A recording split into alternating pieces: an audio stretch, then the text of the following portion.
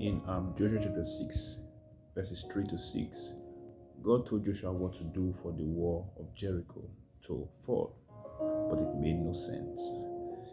God told Joshua that he and all the men of war should march around the city of Jericho once for 6 days. On the seventh day, they should march around the city 7 times. And the 7 priests who were bearing the 7 trumpets should blow their trumpets. When they hear the sound of the trumpet, all the people should shout with a great shout, and the wall of Jericho will fall flat. If Joshua had met his military advisors, no one would have come up with such a plan or idea. If they were to have come up with a plan or idea, it would have been to weaken the stone walls with fire or by tunneling, or heap up a mountain of earth to serve as a ramp.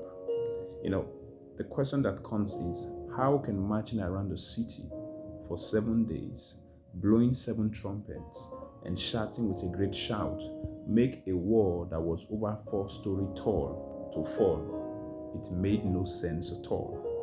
How can a wall made of mud bricks fall without one hitting it hard with something bigger and stronger? How can a wall fall without human effort or contact? Joshua did as God instructed him without doubting, without questioning it, without trying to figure it out. And guess what happened? The walls of Jericho fell down flat. We are very familiar with the story of Jericho. The walls, we even sing with it. But when you think closely, you realize that the way of manner with which that wall fell ordinarily is something that doesn't make sense to the natural man.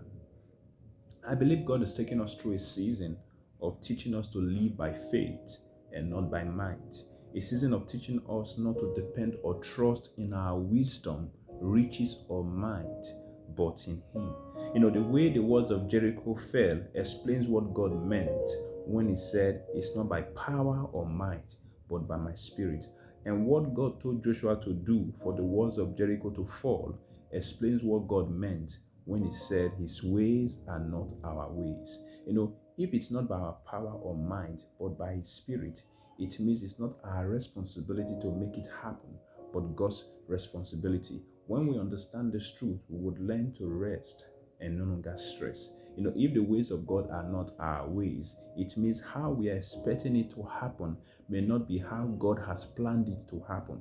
When we'll understand this truth, we will learn to let go and let God. We have a similar account in John chapter 2. What Jesus told the servants to do when the wine ran out at the wedding feast didn't make any sense, but they obeyed, and the miraculous happened. What did Jesus tell them to do? Jesus told the servants to fill the empty pots with water. Then when they are done, they should fetch from it and go give it to the manager of the feast. That's crazy.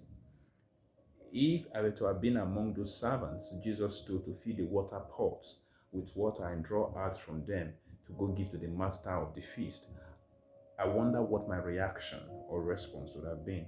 Mary had earlier told the servants to do whatever Jesus told them.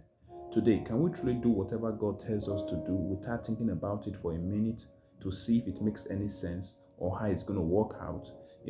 What if the servants had not obeyed? What if Joshua and the Israelites had not obeyed? Think about what God told Moses to do for the sea to part. Did it make any sense? No, that's in Exodus 15. Think about what Jesus told Peter to do when they were asked to pay tax.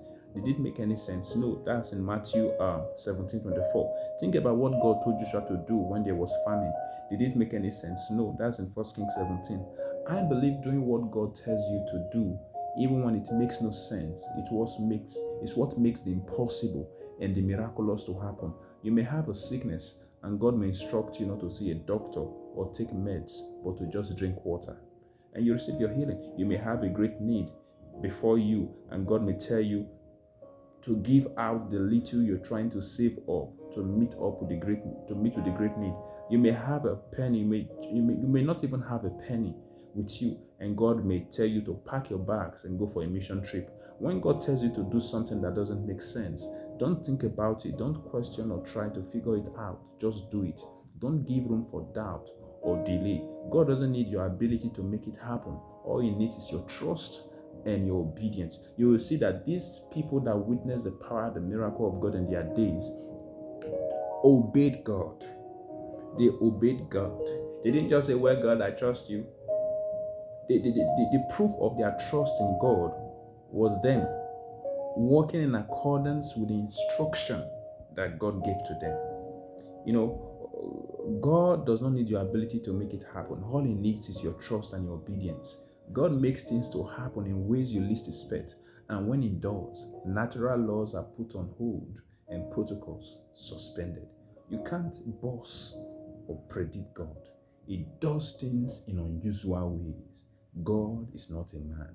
So, brothers and sisters and family, whatever God is telling you to do, even if it doesn't make sense, trust Him and obey Him, and you will see Him move in your life and in your family. God bless you and have a wonderful day.